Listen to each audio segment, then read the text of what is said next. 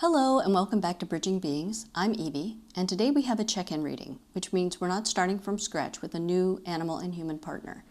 We're checking in on a specific situation with a specific question, and the animal in question already has a lot to say. Before we begin, I want to take a moment to thank you if you're a returning viewer and to welcome you if you're new to my channel. If you like this content and it resonates with you, please like the video and subscribe. Also, feel free to drop a comment if you've had a particularly meaningful animal encounter that you'd like to share. At the end of this video, I'll provide more information on how to get a reading for your own animal partner, so stay tuned. Now, let's meet Clyde. Today's reading comes from E, who has a well-established herd. I've worked with several of her horses already, so I know them quite well. And when I say well-established, I really mean it. Her horses have routines, relationships, and a social order that really works. Their systems are well regulated, and they live in what they describe as the horse version of a spa.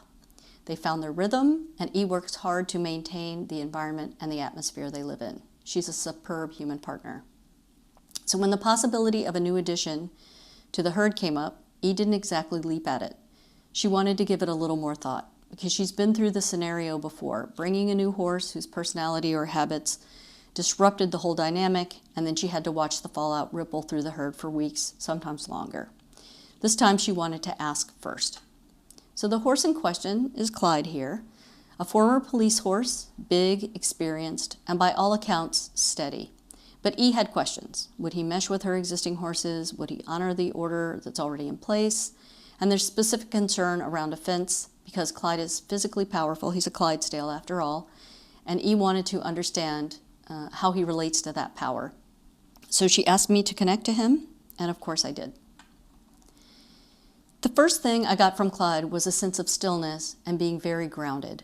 Clyde has a kind of calm confidence you earn after a lifetime of unpredictable things happening around you and holding the space for them to resolve on their own. The phrase that came immediately to mind was steady Eddie. Clyde is calm, he's cool, he's collected, and the reason for that isn't temperament alone, it's experience. There isn't much Clyde hasn't seen, there isn't much he hasn't been asked to do. He has been in crowds, in chaos, in the middle of human situations that were anything but calm, and his job, literally his job, was to be unwavering in all that uncertainty. Clyde fits in wherever he goes. He's not one to cause trouble, not one to stir things up. He doesn't need to be the center of attention or prove his place in the room. He told me about his time as a police horse, and I'm paraphrasing, tongue-in-cheek here, good times. So in addition to being strong and steady, Clyde has a quick wit and a good sense of humor. I guess you would have to have that as a police horse. There was genuine warmth in how he described his time on the police force. He wasn't reflecting on it as work. He was reflecting on it as purpose. His job was to be the grounding element for the humans around him, to keep them stable enough to do their jobs without losing their composure. He took that seriously, and he is very proud of the work he did. He still carries that energy forward to this day. It's not a phase of his life that ended, it's just who he is. Now, physically, Clyde is not a young horse, and he knows that. When I tuned into his body, what I got wasn't pain. It was more like that low, constant background hum that comes with age. Everything works, nothing is broken, but there's general awareness of, as I heard it, I'm old and everything hurts a little. And I can certainly relate to that as a person of a certain age. That said, the strength is real. He's built like a truck. And what I found interesting is that he has a genuine awareness of his own size and power. So he knows what he can do, and he doesn't apply that carelessly. For a horse of his build and age, he is more agile than many lighter, younger horses, and he moves with a kind of deliberate precision that comes from decades of learning how to carry himself in tight, unpredictable spaces. E sent me a video of Clyde, and there was a question about whether or not he could knock down a round pen fence. Clyde absolutely could break the fence. He's strong enough. But I don't think he would because he is not a horse who overreacts. And to reiterate, he has excellent body awareness and knows how to move with nuance in a variety of spaces. Another thing I thought was important for E to know about Clyde is that he will do whatever his human partner asks. That sounds wonderful, and mostly it is, but it also means that he will push himself through discomfort without signaling it. He was a service horse. Compliance was the job, and he was excellent at it. That pride in compliance doesn't turn off when the job ends, though, so E will need to be the one watching out for signs of strain because Clyde won't be the one to bring it up first. Now let's get to what E really wants to know, which is how will Clyde interact with her existing herd? I want to talk about Waco first. Waco is the leader of E's herd. He carries a hypervigilance, this constant scanning and overwhelming sense of responsibility to take care of each member of the herd, including E. It's his mission, and he takes it very seriously. This means that he doesn't always rest the way he should, including physically lying down to sleep. It's exhausting to sustain the pace that Waco does, and I don't think he necessarily wants to, he just feels compelled. I think Clyde will allow Waco to relax a little, let down his guard, and rest. Clyde's everyone calm down and take a beat dad energy will definitely help Waco balance out his anxious hypervigilance. Another member of E's herd is Monty. He is the mirth of the herd. I think he and Clyde will connect through their jovial banter and senses of humor and their ability to adapt to just about any situation at hand. The big, long pole in the tent will be China. China is a spirited mare with a lot of energy. She can be erratic. I tease E all the time when I describe China as having a sort of crazy ex-girlfriend energy. China will find Clyde curious at first and may be put off by his whatever sort of demeanor, but Clyde will not fall prey to China's energy like some of the other horses have. Her erratic energy will not put him off at all. He's been there and experienced that. And most importantly, Clyde is not about the drama. I think China will eventually come to lean on Clyde's steady energy, even if she wouldn't admit it. It may take time, but I think she'll find that she's met her match in Clyde. And overall, I think he's a good fit for the herd. I think Clyde will be a wonderful addition. My read is give it a test, a proper introduction, with space and time for each horse to adjust, and then see what happens. I want to pause here before we move into the cards because Clyde gives us something that I think is worth sitting with.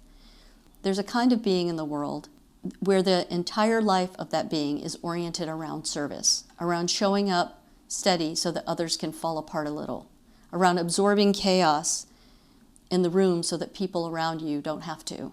Clyde spent years doing exactly that. He walked into situations that would make most creatures panic, and he stayed calm. Not because he was unaware of the danger, but because his job was to be the ground underneath someone else's feet. That's extraordinary. That's a kind of love, really a love that says, I will hold still so that you don't have to. Take a minute to think about someone in your life that holds that sort of space for you, and then take another minute to be really grateful for their presence. And then keep something in mind about these beings of service and people of service in your life. They show up without complaint, without drama, without even seeming to know that they hold so much space for others. But there's a cost to that. Clyde was willing to comply to his own detriment. He didn't ask for or expect relief. He didn't signal discomfort because service was his identity and compliance was his pride. So to stop, even when stopping was the right thing to do, would feel to him like failure. I think a lot of us know this feeling, not because we've been trained the way a police horse is trained, but because something in our upbringing, our culture, or our relationships taught us that our value is in how much we give and how little we ask for in return. Clyde is here, right here. He's present, he's still showing up, still steady, still grounding the people around him.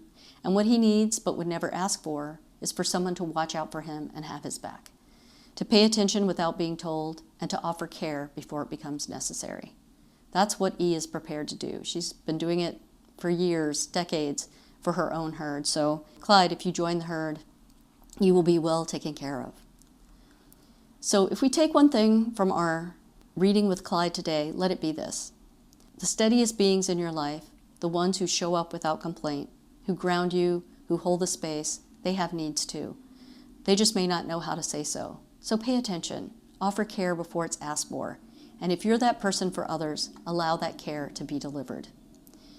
That's the lesson that Clyde carries for all of us, so quietly and with such tremendous dignity. Okay. Let's pull a card and see what the animal spirits have to tell us. I'm going to move Clyde over here.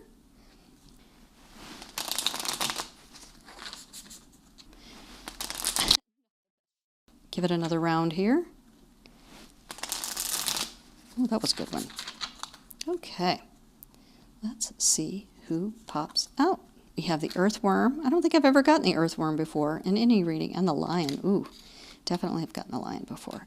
Let's meet our friends, the earthworm and the lion. The earthworm, shy, hesitant, reluctant to share inner vision. We have all felt the woes of the earthworm at some point along the way. The earthworm indicates a newbie or novice working to establish confidence in a new field. Others around you may seem wise and experienced, but it's important to remember that they once felt earthworm energy too. This card is a reminder not to be intimidated or lose hope. Mastery takes time, and you're on the right track. Besides, rumor has it, a beginner's mind offers the most valuable insights. And what an interesting card for Clyde, who is on the precipice of potentially having a new home. So he will be in the beginner space, the earthworm space. When in balance, earnest, intelligent, valuable. When out of balance, self-conscious and apprehensive. To bring into balance, speak up and risk embarrassment. I don't think that Clyde is going to have any problem speaking up. I think his presence is enough of a speak up for him, but absolutely he is on the earthworm path. Maybe he's a little bit shy, but I don't think he's hesitant or reluctant. I think he has a really good, calm confidence from his experience in life. So an interesting reading, but definitely a good message for all of us. We're all in the earthworm space at one time or another. Let's move on to our friend the lion. Patient, regal, a complete master. Oh, so that's interesting. Beginner and expert, I guess. The lion is a master of the fire element and the living mascot of self-transformation. A lion personality dedicates their life to personal and spiritual growth. This dedication inspires some and intimidates others. Therefore, the lion is respected by all, but known intimately by a few. Some mistake the lion as hard to access or aloof, yet those with a keener eye know better. Lions are observant, stealth, and precise in their words and actions. They do not waste energy or resources. This card reminds us that self-mastery is available to all, no matter where our quest begins. Ooh, such a good juxtaposition with the earthworm card. When in balance, the epitome of peace and strength. When out of balance, withdrawn and too serious. To bring into balance, daily meditation and friendship. Lovely. What a beautiful message. So I think we could all use a little more daily meditation and to be closer to our friends, to appreciate those people who show up for us, like Clyde does in our lives, to hold the space, to make it possible for us to let down our guard and just be. That's wonderful. What a nice way to end the reading. Those were two great cards. I really appreciate all of you who have made it this far in the reading. If today's reading resonated with you, whether you're working through a herd dynamic of your own or you simply felt something in Clyde's story, I'd love to hear from you. Leave a comment below. These readings exist because of the animals who share them and the humans who are willing to listen. So I'm very grateful to both the animal and human who are willing to invite me into their worlds to speak on their behalves. And if you'd like to request a reading for your own animal companion, you can reach me directly at bbeings411@gmail.com. The full instructions for booking are in the video description. Everything you need to get started is right there. Until next time, keep listening. Our animal partners have so much to say. Thank you for being here.